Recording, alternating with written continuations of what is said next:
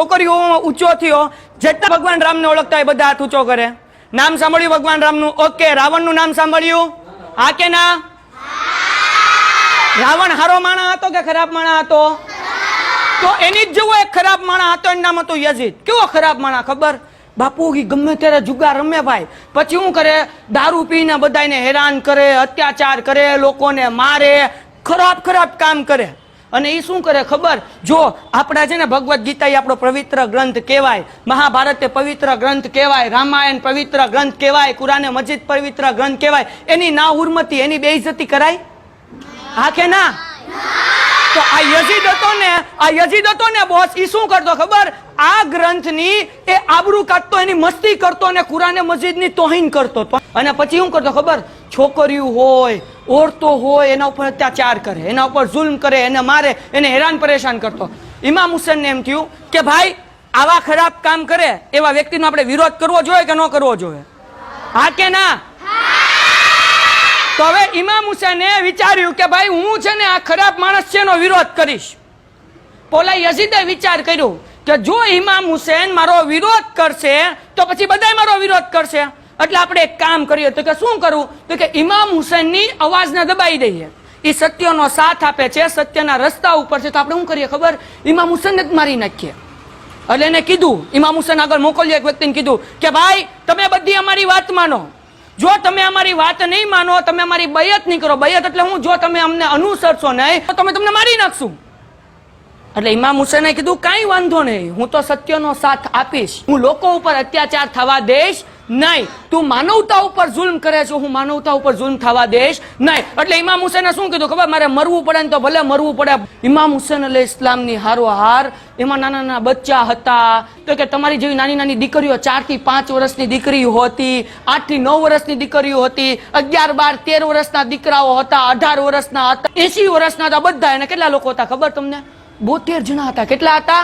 72. અને તમને ખબર છે સામે ઓલા યઝીદે લશ્કર મોકલ્યું ને, એવું કહેવાય છે કે અમુક રિવાયતમાં અમુક ઇતિહાસકારો કે એવું લખ્યું કે 1 લાખ હતા, અમુક ઇતિહાસકારો કે એવું લખ્યું કે 30,000 કરતા ઘણા બધા વધારે હતા. તો આટલા બધા ભેગા થયા કેટલા જણાને શહીદ કરવા માટે?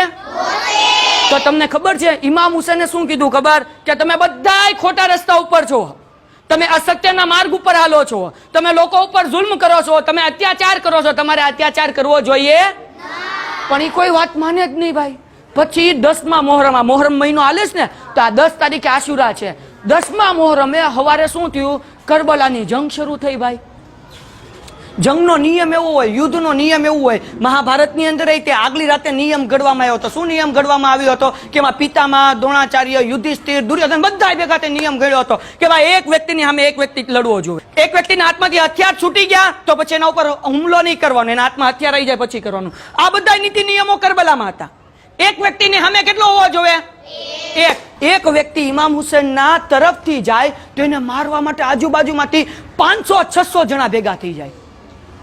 કોક તીર મારે, કોક તલવાર મારે, કોક ઓલું ભાલું જોયું ને, ભાલું કેટલા જોયું? કોક ભાલું નેઝા એટલે હું ખબર? એક મોટું આમ નણી વાળું એક હથિયાર હોય નેઝું, અને કોક ઈ મારે. આવી રીતના સાંજ પડતા 70 જણા શહીદ થઈ ગયા હતા. અને પછી છેલ્લી વાત 5 મિનિટ તમે વિચાર કરો, એ કેટલા બધા દુરાચારી લોકો હતા, કેટલા ખરાબ લોકો હતા. ઇમામ હુસેનના ખૈમામાં એક ખાલી 6 મહિનાનો દીકરો, એ 6 મહિનાના દીકરાને બહુ તરસ લાગી. 6 મહિનાનો એટલે ખબર પડે, નાનું બાળક હોય કે નહીં, એને પ્યાસ કેવી લાગે? આપણને બહુ પ્યાસ લાગે તો આપણે એમ કે મમ્મી મને તરસ લાગી, પાણી આપ, મારાથી રહેવાતું નથી. એટલે મમ્મી આપણને પાણી આપે. હવે એના કરતા વધારે પ્યાસ લાગી હોય તો એના કરતા વધારે પ્યાસ લાગી હોય તો શું થાય ખબર?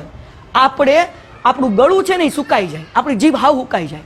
એના કરતા વધારે તરસ લાગી હોય તો શું થાય? દરિયામાંથી નીકળી ગઈ પછી માછલી રહી કે જીવીએ કે ન જીવીએ કે? હા કે ના?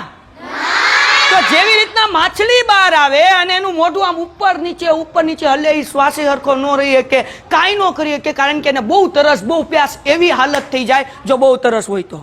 અને આ 6 મહિનાના બાળકની હાલત આવી હતી. હવે ઇમામ હુસેન લઈ ગયા એને યઝીદી લશ્કર તરફ અને કીધું કે ભાઈ તમારા દ્રષ્ટિકોણથી કાંઈ મારો વાંક હોઈ શકે. ઇમામ હુસેન વાંકમાં નહોતા, પણ શું કીધું? તમારા દ્રષ્ટિકોણથી, તમારા પોઈન્ટ ઓફ વ્યૂથી મારો વાંક હોઈ શકે. પણ આ 6 મહિનાના નાના બાળકે શું ભૂલ કરી? આને તો 5-6 ઘૂંટડા નહીં, ખાલી 3-4 ટીપા પાણી પાઈ દો. કેટલા ટીપા? ખાલી 3-4. તમને ખબર છે બીજી મોહરમથી પાણી બંધ કરી દેવામાં આવ્યું હતું. આજે 7મી મોહરમ થઈ, આજના દિવસે પાણી ખાલી થઈ ગયું હતું. ઇમામ હુસેન આગળ પાણી જ નહોતું. 3 દિવસના પ્યાસા. આપણને ખાલી 2-3 કલાક પાણી ન મળ્યું તો હાફડા ફાફડા થઈ જાય. 4-5 કલાક ન મળ્યું તો રેવાય નહીં. 1 દિવસ ન મળ્યું તો બોસ આપણે કઈ બોલી ન કે આ 6 મહિનાનો બાળક. 3 દિવસ કરતા વધારે પ્યાસો હતો. અને ઓલા લોકોએ શું કર્યું ખબર? પાણી આપવાના બદલે એક 3 ભાલનું તીર. 3 ભાલનું તીર એટલે શું? કે જેની 3 નોક હોય, 3 એની ધાર હોય. હવે આ તીર ક્યારે ઉપયોગ કરવામાં આવે? જ્યારે કોઈ મોટો હાથી કે કોઈ મોટો ઊંટ ગાંડો થઈ ગયો હોય અને સિટીની અંદર, શહેરની અંદર બધું તબાહ કરતો હોય, ત્યારે એ તીર છોડવામાં આવે અને હાથીને મારવામાં આવે, જેથી હાથી મરી જાય. જે અવડા મોટા હાથીને મારવા માટે તીર ઉપયોગ થતું હતું, એ તીરનો ઉપયોગ એ દુરાચારી લોકોએ એક ખાલી નાનેવા બાળક માટે કર્યો.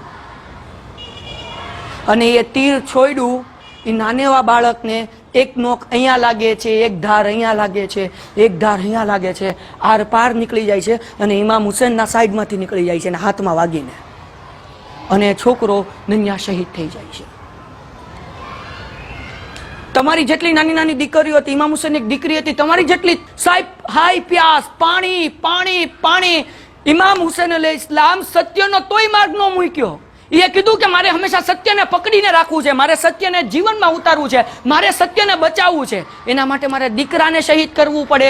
મારી દીકરીઓ, તમારી જેટલી નાની નાની દીકરીઓ હતી, કદાચ એ દીકરીઓને પ્યાસી રાખવી પડે તો કાંઈ વાંધો નહીં.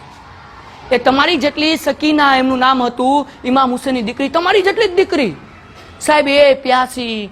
હવે એને તો શું કર્યું ખબર? એ જાલિમોએ કેવું કર્યું?